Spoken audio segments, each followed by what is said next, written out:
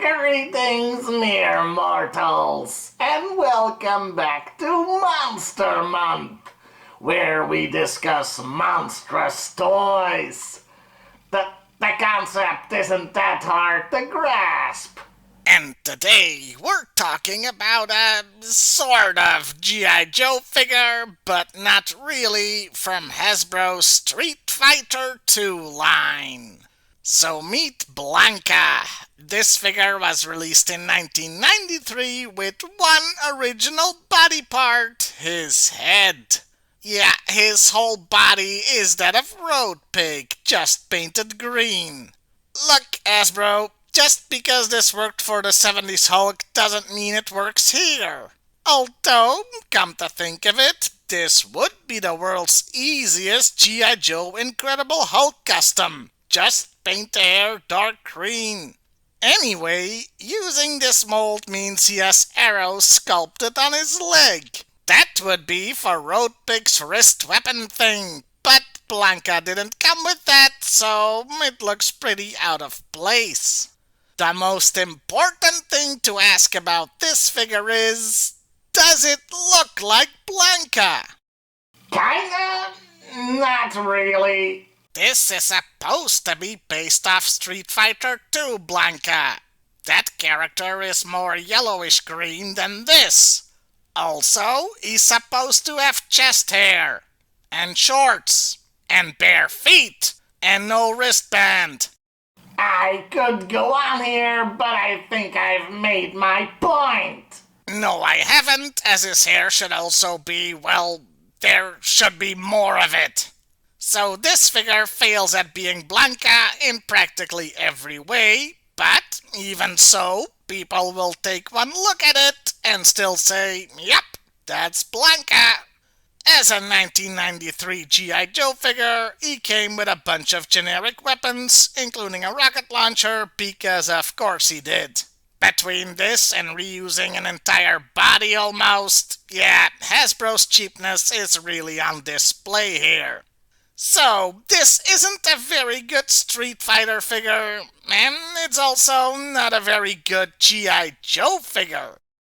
I do have another one. Maybe that will be an improvement. So meet Blanka. Again, this figure was released in 1994 with mostly original body parts. Note that I didn't call him version 2. That's because this guy is from a different toy line entirely, but still from Hasbro.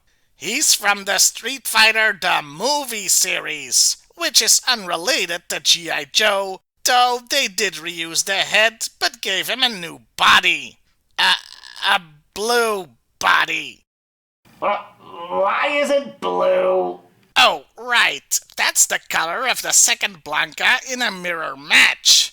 Which would be fine, except he wasn't blue in the damn movie. Oh, and for completeness' sake, there was also a blue version in the G.I. Joe line where it made a bit more sense. Apart from the baffling choice of making him blue, this toy does try to resemble Blanka a bit better. He's got chest hair now, as well as shorts and bare feet.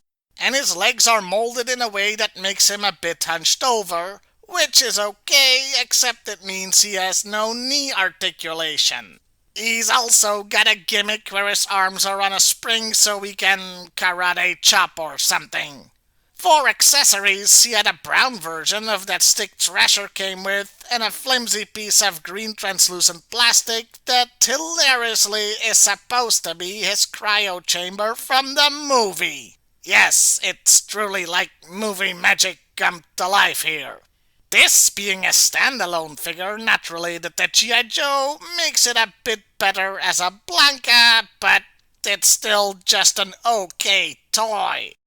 Now, do these toys make good monsters for G.I. Joe? Well, I'd say they're okay as hulking, no pun intended, brutes, like mindless fighters to attack the Joes or Cobra.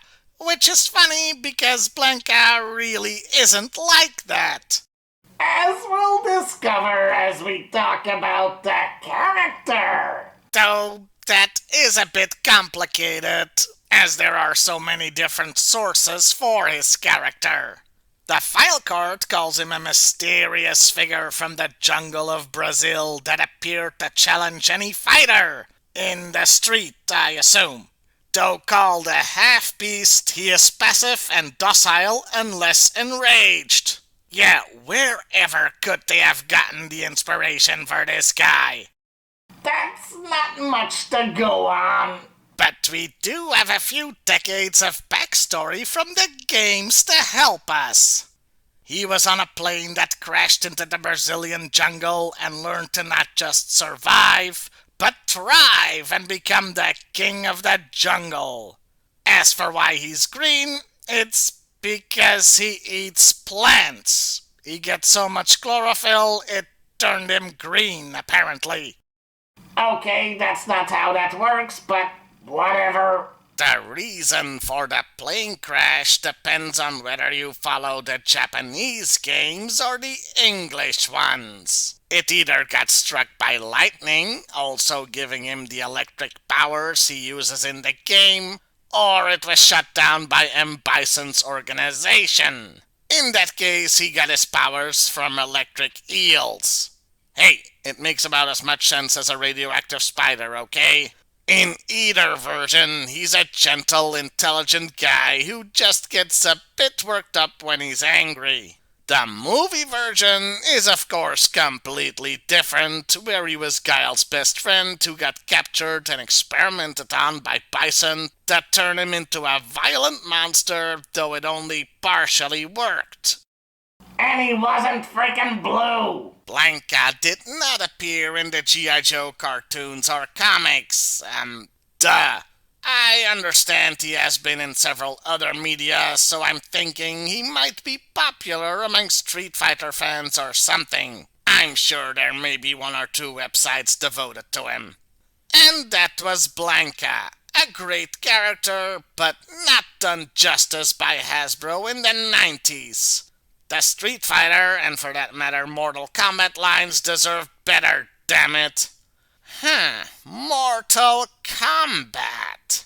Until next time, mere mortals. And you better like, share, and subscribe. And also tell me how much I don't know about Blanka in the comments below.